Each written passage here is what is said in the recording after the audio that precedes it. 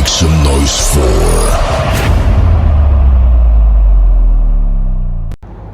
Ok, shalom, que Dieu vous bénisse, que sa grâce demeure sur vous. Nous sommes à Adullam, le labo de l'esprit, là où Dieu prend des zéros et en fait des héros. Que sa grâce demeure sur vous.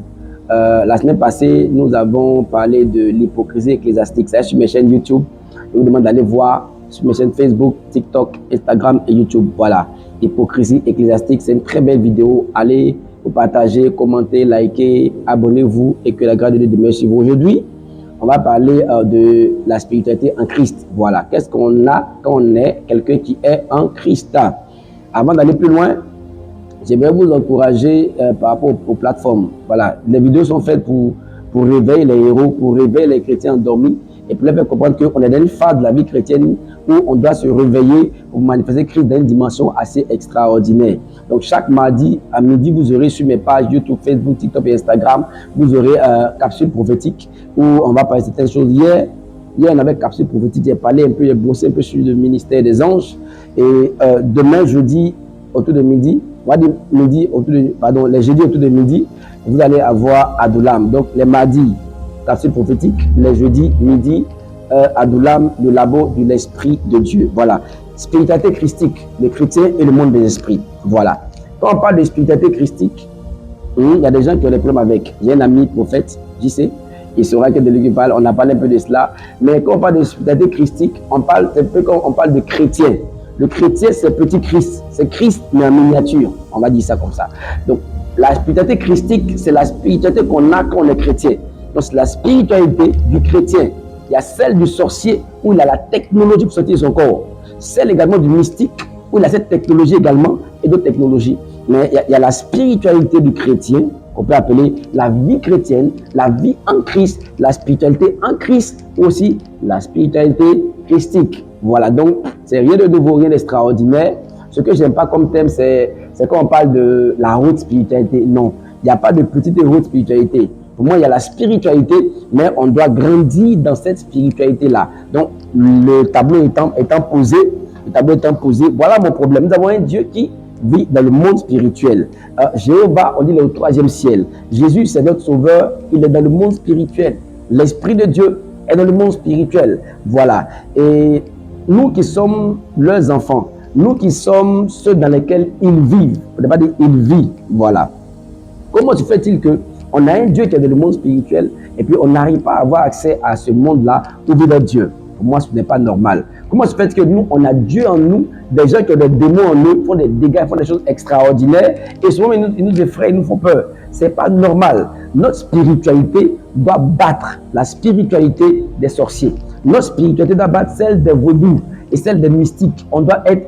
Savez-vous que le chrétien, c'est quelqu'un qui est mystique, mais qu'il est plus mystique que les mystiques? Le bâton de Moïse est devenu un serpent, mais il a avalé des serpents, des magiciens. Donc le chrétien, quand on dit qu'il est mystique, ça veut dire que dans la spiritualité, il est plus puissant que toute forme de spiritualité. Parce qu'en lui vit le grand Dieu, créateur des cieux et de la terre. Pourtant, dans le mystique et le sorcier vivent quoi? Des entités démoniaques. Regardez comment ils font des choses extraordinaires. Et nous qui avons Dieu. Et nous qui avons Dieu. Voilà, donc le tableau est placé. Voici la raison de la vidéo. Qu'est-ce qui se passe? Pourquoi ces gens arrivent à faire ces choses-là et pas nous? Et qu'est-ce qu'il faut faire pour que ces choses-là soient activées en nous? L'introduction étant finie, restez là pour la suite de notre vidéo. Donc, avant d'aller plus loin, je vais vous présenter 3 formes de spiritualité. Donc, rappelez-vous, quand on parle de spiritualité, on parle de tout ce qui touche le monde spirituel, tout ce qui touche le monde des esprits. Dans l'adoration et dans la chrétienté, on est en contact avec le monde invisible dans lequel vit notre Dieu. Voilà. Les vaudous, les gens de vaudou également sont en contact avec un monde invisible, les sorciers aussi. C'est comme ça que ça marche. Donc, tout ce qui est forme de religion ou de spiritualité touche le monde invisible. Et ça touche également la puissance qu'on peut tirer de ce monde-là. Je répète, ça touche la puissance qu'on peut tirer de ce monde-là. Regardez un monde dans lequel Satan domine. Je vous mets d'abord, avant de parler de ce monde-là, je vous mets un peu une scène. Regardez un iPhone 14 Pro Max. Quand tu prends un iPhone 14 Pro Max, tu vas voir qu'il y a beaucoup de fonctions là-dedans. Mais imagine-toi, tu prends le iPhone 14 Pro Max, tu le donnes à ta grand-mère qui est au village, qui ne sait même pas. Elle va dire, quelle fonction? Appeler, décrocher. Appeler, décrocher. Donc, toutes les autres fonctions, elle ne pourra pas les utiliser. Pourtant, elle aura en sa possession un iPhone 14 Pro Max. C'est le problème des chrétiens aujourd'hui. On a en nous le Dieu puissant, créateur du ciel et de la terre.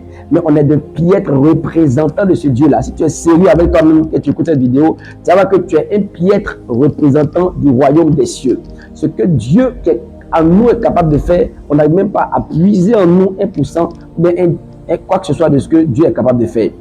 Si moi je récupère de iPhone 14 Pro Max, j'ai fait des merveilles avec parce que j'ai l'enseignement, j'ai l'intelligence, j'ai ce qu'il faut pour manipuler le téléphone et utiliser cela. Donc tu dois grandir dans ta relation avec Dieu pour que ce Dieu puissant qui vit en toi, tu puisses pouvoir puiser en lui pour faire des choses assez extraordinaires.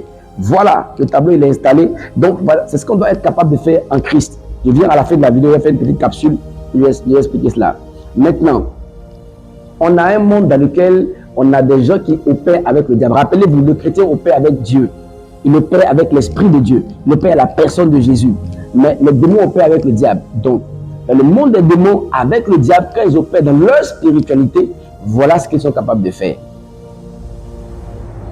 Ils sont capables, par exemple, j'ai écouté l'histoire d'un jeune homme, d'un enfant de 4 ans, sa maîtresse est venue, elle frappait les enfants. Quand elle est arrivée sur l'enfant a dit, si tu me touches, maîtresse, tu verras ce qui va t'arriver. Elle a pris ça à la légère, elle a tapé l'enfant, elle est partie. On dit le lendemain matin, quand elle s'est levée, sa main qu'elle a utilisée pour frapper l'enfant était engourdie, ça avait grossi. L'enfant avait 4 ans. 4 ans. 4 ans. Extraordinaire. Extraordinaire. On a de nos grands frères, il fait des choses extraordinaires. Il peut prendre sa chemise, il la met contre le mur, ça colle. J'ai vu la dernière fois une vidéo, c'était incroyable. Le feu, les braises. Il y avait un monsieur là dans le vidéo qui était assis sur les braises. Il était assis sur les braises. Ça ne lui faisait rien. Les braises là, il était assis dessus. On a connu un monsieur qui est rentré dans l'eau. Il avait 3 jours dans l'eau, il est rentré comme ça. Physiquement, il est rentré, il avait 3 jours, il est ressorti. Incroyable. Les gens font des choses incroyables. Il y a un magicien qu'on appelle Dynamo, un autre qu'on appelle Chris. Dynamo, non mais c'est impressionnant. Allez sur YouTube, tapez Dynamo. Incroyable, incroyable. Ils font des choses incroyables. Au Zimbabwe, il y a un gars qui a appelé toute la police. Il dit, ok, la police de sa ville. Il dit, je peux faire descendre l'éclair sur n'importe quel arbre. On dit, non, c'est faux, tu mens. Il a monté un arbre. Il a fait ce truc-là. L'éclair a frappé l'arbre. Il a été épaté. Il dit, montez-moi un autre arbre. Il a monté l'éclair, pas frappé encore 2 fois de suite. Les gens étaient choqués. Ils ont commencé à avoir peur. Ils ont commencé à avoir peur. On dit, mais c'est quoi cette histoire-là? Les sorciers, par exemple, non, ils ne sont pas ignorants du monde des esprits. Les sorciers ont une technologie qui leur permet d'avoir accès au monde invisible qu'on appelle la pression astrale. Ils sortent de leur corps, ils ont visité le monde invisible et ils reviennent. Pareil pour les mystiques. Ils ont accès au monde invisible. Donc là où le chrétien qui a en lui Dieu n'a pas accès à ce monde-là facilement, eux, ils ont accès facilement grâce à une technologie qui leur est donnée par qui? Les démons. Donc le vaudou, le mystique, le sorcier a accès au monde spirituel. On a parlé également des villes où les sorciers manipulent la pluie à leur guise. Ils bloquent la pluie pendant 3 mois, ils débloquent. Ils bloquent. Donc, les chrétiens qui sont dans le village là, ils subissent à leur gré le travail que font les sorciers dans le village. Ils maîtrisent tout le monde. On a un oncle, au village dans le temps là, le mec, il arrive là, il trace un cercle, il se met dedans, il récite, il se retrouve dans la ville où il est parti. Et s'il a envie de voyager, souvent quand il voyage, avant, ici à Abidjan, en son temps, pendant les crises, il y avait beaucoup de contrôle de police. Donc, quand les policiers montent à bord, il n'avait pas de papiers. Quand on arrive à son niveau, il dit à son neveu, attrape-moi la main. Son neveu attrape la main, il récite des prières, disparaissent. Regardez ce que le diable, ce que les gens sont capables de faire avec le diable. Ce que les gens sont capables de faire avec le diable. La spiritualité des vaudous. On prend une poupée, on prend une seringue, on pique une partie de la poupée, tu es chez toi à la maison à 10 000 km, tu ressens la douleur. Si on tire la jambe de la poupée, qu'on a coupé la jambe là, tu vas souffrir ta jambe, ça va enfler le lendemain. On peut manipuler ça, ils sont capables de manipuler ta vie à travers la poupée ici, capable de manipuler ça, capable de faire ces choses-là. C'est assez incroyable. C'est assez incroyable. Tu vas chez les gens là, les gens qui sont dans les monastères. Souvent, ils méditent et puis après, ils lévitent, ils sont dans l'espace, ils flottent. Ils flottent. J'ai connu un qui a fait 2 ans sans manger. 2 ans sans manger grâce à des démons. Ils ne mangent pas pendant 2 ans. Leur spiritualité maîtrise les éléments. Ils maîtrisent la foudre, ils maîtrisent la pluie, ils maîtrisent beaucoup de choses dans leur... C'est-à-dire que les gens marchent avec le diable. Ces gens-là ont des démons en eux et ils ont une spiritualité qui est puissante, extraordinaire. Waouh! Mais nous, on dit on a Dieu en nous. Je dis au cas des chrétiens. Ça, je vais vous expliquer un peu pêle-mêle. Vous savez un peu l'histoire. Hein? Je vais vous expliquer un peu pêle-mêle ce qu'ils sont capables de faire dans leur spiritualité. Ok, on va parler maintenant de la spiritualité au temps de Moïse. Regardez, la Bible dit qu'au temps de Moïse, hein, c'est ce qu'on appelle l'ombre des choses à venir. Ça veut dire qu'au temps de Moïse, ce qu'ils étaient capables de faire avec Dieu, c'était l'image de ce qu'on allait être capable de faire avec Christ. Est-ce que vous me comprenez? Voilà, donc ça veut dire que ce que les Moïse et les autres ont été capables de faire, on doit faire quoi? On doit surclasser ça, on doit faire mieux que ça. Les Moïse et les Josué et les autres doivent être émerveillés. Émerveillés. Mais regardez ce que les Moïse ont été capables de faire. Suivez très bien, suivez très bien.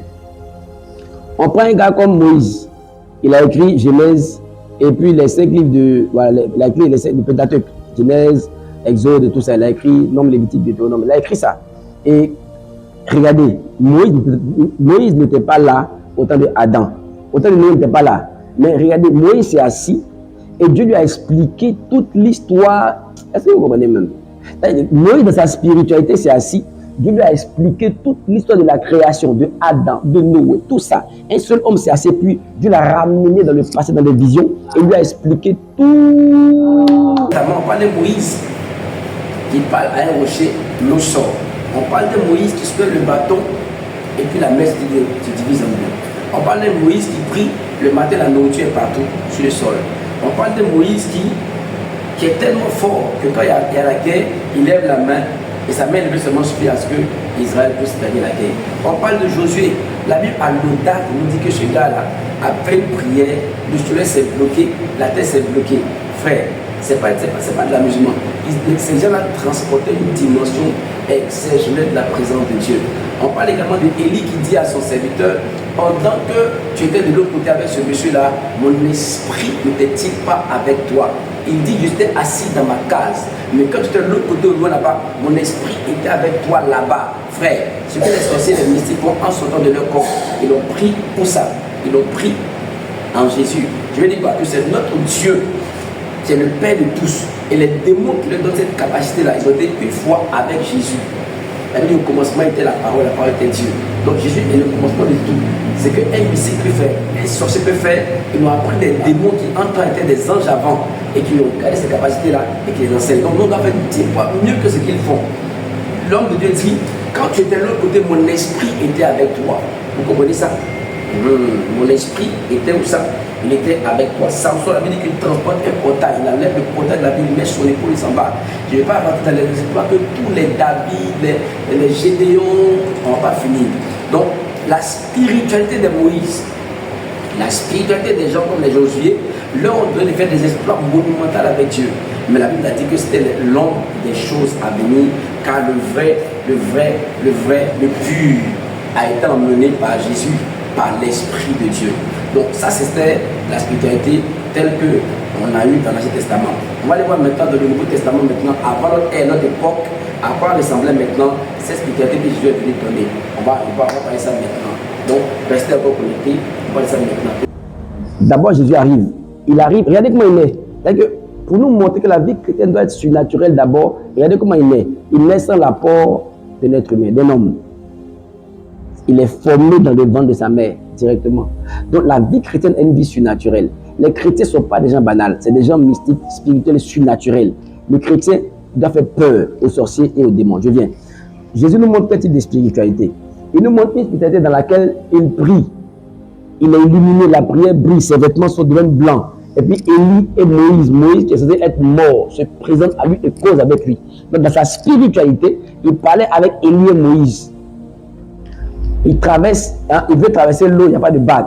Jésus marche sur l'eau. Dans sa spiritualité, on est capable de marcher sur l'eau. Il n'y a pas assez de nourriture, il multiplie le pain. Donc dans sa spiritualité, on peut multiplier le pain.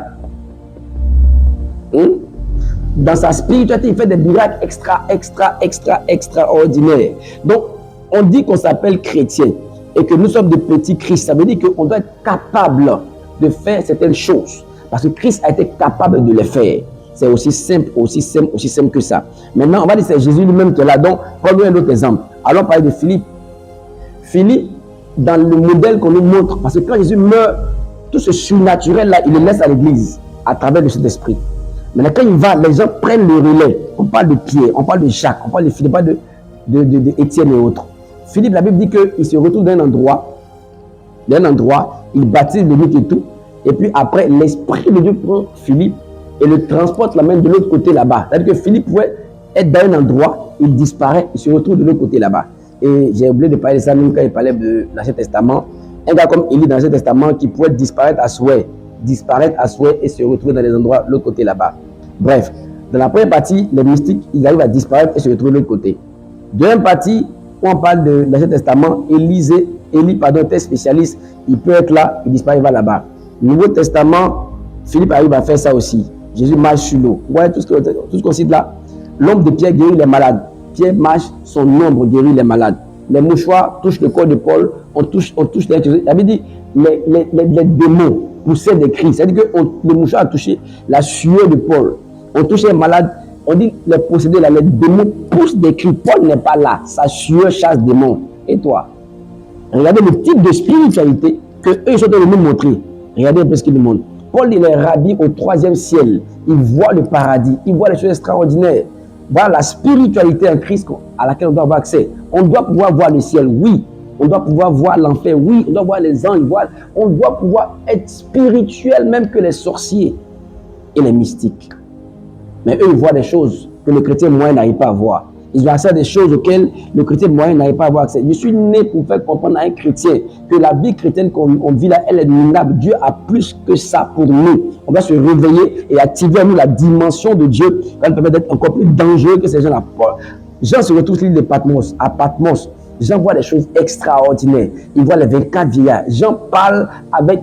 Si moi je vous dis demain qu'il y a eu une vision, je suis allé au ciel, il parlait avec 24 vieillards, vous serez choqués. Ah ouais, c'est quoi ça? Il a parlé avec les 24 vieillards. Il a vu la salle du trône. Il a parlé avec des anges. Il a vu la nouvelle terre. Une vision extraordinaire, mon Dieu.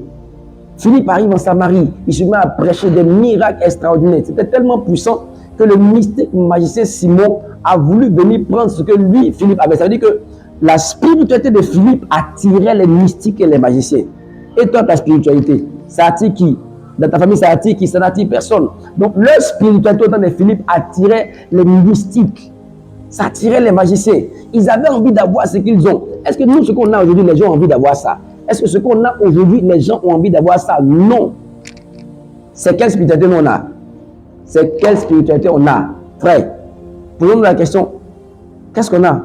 Il y a un gars qui se présente à côté de Paul. Paul prêche au proconsul. Le gars, il met ici. Paul dit, comme tu veux m'empêcher de prêcher l'évangile, voici, tu deviens aveugle. Pas, le gars devient aveugle. La spiritualité au temps de Paul. Pierre demande aux gens de venir vendre leur terrain et de ramener l'argent. Il ramène l'argent. Anania, Saphira mentent.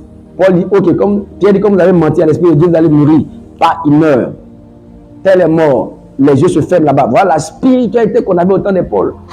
Jésus a laissé une forme de spiritualité qui est extraordinaire, qui doit faire de toi et de moi des menaces permanentes aux démons et à Satan. Mais leur spiritualité est plus impressionnante que la tienne. Leur spiritualité est plus impressionnante que la tienne. C'est pas normal. C'est pas normal. Donc, on a parlé des sorciers, des mystiques, de leur spiritualité. On a parlé maintenant de quoi? De Moïse et d'Élie et autres. Et on a parlé ensuite de Jésus et du modèle qu'il nous a laissé. Maintenant, on va aller voir le modèle de spiritualité que Dieu nous a laissé en tant que chrétiens depuis la première église, ce dans quoi toi et moi on devait pouvoir naviguer. Ok, dernière capsule avant de finir. Résumé. Comment je résume ça? Je vais poser une question simple. Tu arrives au village, tu es chrétien. Hein? Tu arrives au village, tu es chrétien et tu es challengé par un mystique, un sorcier du village, un tonton qui lève la main, l'éclair apparaît, tout le monde vous entoure. Le gars dit, ok, toi tu dis tu as Dieu, non? Tu as le Dieu puissant en toi, tu es chrétien. Ok, moi il y a mon diable. On n'a pas ce géant en bas qui est puissant. Quand Élie a dû faire face pour faire des balles, il n'a pas fui. Hein? Il y a eu le Dieu qui répond par le feu là. C'est celui-là qui sera Dieu. Moi, il te pose la question franchement, sois franc et quand même, pas te mentir à toi-même. Est-ce que ce challenge n'a pas de faire fuir? Tu vois, les gars, il lève la main, boum, dans le ciel, les éclairs, les tonnerres, frère. Tu n'as pas vu. Beaucoup ont fui ici. Vous faites genre, vous allez fuir. Vous allez trouver, chez nous, vous allez conjuguer. Nous, la Bible, tu ne tenteras pas l'Éternel, ton Dieu, frère. Tu es un peureux, tu es un lâche. La vraie spiritualité chrétienne en Christ. Et je vais raconter une histoire un peu voilée rapidement. Ceux qui me suivent connaissent. J'ai mon petit frère, il était avec une fille à un moment donné et la dame dit qu'il y a un être qui est apparu dans leur maison. Et l'être lui a dit, quelqu'un net qui apparaît, on sait dans quel monde il est. Tu as dit non, j'ai pas peur de toi, et puis bon, de ton type là. Mais son frère qui est à Abidjan là-bas, pasteur, c'est lui qui nous effraie. Mais pourquoi les gens sont effrayés? Pourquoi ils sont effrayés par moi? Et pourquoi toi tu ne les effraies pas? Pourquoi il y a des gens qui effraient ce monde-là? Quand nous on est dans le monde spirituel, quand on navigue dans le monde spirituel, on effraie les esprits. Pourquoi toi, c'est toi qu'on effraie? Hein? Pourquoi toi qu'on effraie? Ok. La spiritualité en Christ doit ressembler à ceci. Écoutez-moi et écoutez-moi bien. Je vais condenser ça rapidement et après je vais mieux expliquer. D'abord, la spiritualité en Christ, elle est plus dangereuse que celle des mystiques, celle des vaudous. Là où le vaudou fait peur, le chrétien doit faire 2 fois plus peur. Là où les sorciers, sont effrayants, le chrétien doit faire 2 fois plus peur. Oui, on doit faire plus peur. Maintenant, pourquoi on est si faible? On est faible parce que, il y a expliqué un peu pourquoi on est faible, on est distrait, on est charnel, un peu de tout ça là. Mais voilà quoi doit ressembler la spiritualité en Christ. Quand j'ai donné ma vie au Seigneur au départ, dans ma conversion à 16 ans, la première expérience que j'ai eue, j'ai été ravi au ciel, dans un songe. Et j'étais avec 2 anges, et dans une grande salle, et après j'accélère. Et après, j'entends le son de la trompette. Et j'ai dit à l'ange, j'entends la trompette, il faut que je descende sur la terre. Il m'a dit non, tu es déjà ici, tu es des noms, tu restes ici. Mais nous, on doit descendre, on doit aller travailler parce que c'est la fin du monde. Voilà, il faut qu'on aille travailler. Donc, dans le songe, là, il a parlé de l'enlèvement. Voilà. Dans le songe, j'étais au ciel. C'était une vision nocturne, j'étais au ciel et j'ai vu ces choses-là. Un chrétien normal pour moi doit avoir accès au monde invisible. Parce que c'est là-bas que réside notre Dieu, c'est là-bas que résident les anges, les démons que nous combattons, tout est là-bas. Donc on doit avoir accès. On ne doit pas être ignorant de ce monde-là. On ne doit pas être ignorant de ce monde-là. Et aussi, un chrétien doit pouvoir avoir des expériences dans lesquelles il se retrouve au 3e ciel. Paul est allé au ciel. Chez moi, à l'église à Hope Church, on a des expériences, mais c'est un jour avant le témoignage extraordinaire. Des choses extraordinaires. Un chrétien doit être capable de voir le ciel. Paul est allé, il a vu le ciel. Pourquoi pas toi? Chez moi, à l'église, par la grâce de Dieu, des gens ont des expériences extraordinaires, mais c'est terrible, frère. Un jour, si vous pouvez demander, venez à Hope Church, vous allez voir ce qui se passe. C'est impressionnant. Des visions, des choses que Dieu fait, c'est extraordinaire. Le chrétien doit pouvoir avoir accès à ce monde-là. Et mes fils, une fois qui est parti en enfer, ils sont nombreux qui sont partis comme ça. Ils ont vu l'enfer, ils sont revenus. Pendant les cultes, les visions des anges, des guérisons, des choses, mais c'est impressionnant. Le surnaturel, c'est de ça qu'il s'agit. Je termine avec ceci. L'une des raisons pour lesquelles on n'a pas cette puissance-là, c'est parce que le chrétien n'a pas encore compris que dans le monde spirituel, dans l'interaction avec le monde invisible, la technologie qui nous sert de force et de puissance, qui fait qu'on arrive à rentrer avec force, c'est le sang. Le vaudou, le sang. Le mystique, le sang. Le sorcier, le sang. Le christianisme, le sang. Toutes les formes de technologie réclament du sang. C'est pourquoi quand tu es mystique, plus tu veux augmenter un grade, plus tu dois offrir du sang. Le chrétien, même dans le monde, s'il veut augmenter un grade, il doit offrir du sang. Je vais expliquer, n'ayez pas peur. Déjà, on fait son sang une bonne fois pour toutes. Donc, on est sauvé par le sang. Donc, voilà un sang, le sang de Christ qu'on peut utiliser. Vous comprenez? On peut utiliser le sang de Christ. Mais au-delà de ça, il y a ce qu'on appelle le prix à payer. Dans le prix à payer, là, il y a du sang. On doit offrir du sang. Tu veux comprendre ce que veut dire par offrir du sang? C'est rien de sorcier. Hein? C'est un truc simple. Quand tu expliques, tu as dit, fallait bien expliquer. Dans la prochaine vidéo, j'ai expliqué par rapport au sang. Donc, toutes les spiritualités réclament du sang. Toutes les spiritualités. Et le christianisme également réclame du sang. Si tu n'arrives pas à mettre ton sang sur l'autel de ta prière, sur l'autel de ton adoration, l'autel des offrandes, tu dois assaisonner des prières de sang, assaisonner ton adoration de sang. Tout doit être sanctifié et assaisonné de sang. Ton autel doit être assaisonné de sang. Sinon, dans le monde spirituel, tu ne seras pas un chrétien puissant, tu seras un chrétien faible et faiblard. Et tu ne pourras pas vivre toute la densité, la puissance qui réside dans l'esprit de Dieu qui est en toi. L'esprit de Dieu en nous, c'est Dieu incarné. C'est Dieu. C'est Dieu. Vous comprenez? Le chrétien a Dieu. Le mystique a un démon. Le chrétien a Dieu. Le sorcier a un démon. Le chrétien a Dieu. Les Moïse, souvent, la Bible nous dit que c'est en notre dispensation que les rois, ils avaient Dieu. Les prophètes avaient Dieu. Mais nous, on est dans une dimension où on ne parle pas de l'homme, des choses à venir, on est dans le vrai. Pourquoi toi et moi, on n'est pas plus puissants dimension de sang, technologie de sang qu'on n'avait pas exploité pour aller loin dans les choses de Dieu. Technologie de sang. Nos hôtels de prière, d'adoration doivent être aspergés de sang. Il n'y a pas de sacrifices humains, c'est pas d'égorger un bouc, mais quoi que ce soit d'autre. Dans la prochaine vidéo, je vais vous éclaircir, je vais vous éclairer. Voilà. Ok, donc c'est fini pour Adoulam, le labo de l'esprit. Jeudi prochain, encore une autre vidéo à midi. Mais n'oubliez pas, mardi prochain, capsule prophétique, je vais traiter nos thèmes. Vous pouvez aller sur mes pages Facebook, YouTube, TikTok, et même Instagram, même tout ça aussi. Voilà. Pour aller sur les pages, pour visionner les vidéos qui sont là-bas, partagez les vidéos, abonnez-vous, parlez de la page TikTok également, parce que je veux créer un mouvement de réveil. Je veux réveiller les héros. Je veux que ceux-là même qui dormaient se réveillent, que ceux qui avaient des grâces en eux se réveillent et qu'un nouveau mouvement se mette en place parce que le réveil arrive. Tu dois faire partie du réveil. Tu dois faire partie du réveil. Héros de Jésus qui est endormi, réveille-toi. Il est l'heure de briller. Shalom. À bientôt. Que Dieu vous bénisse.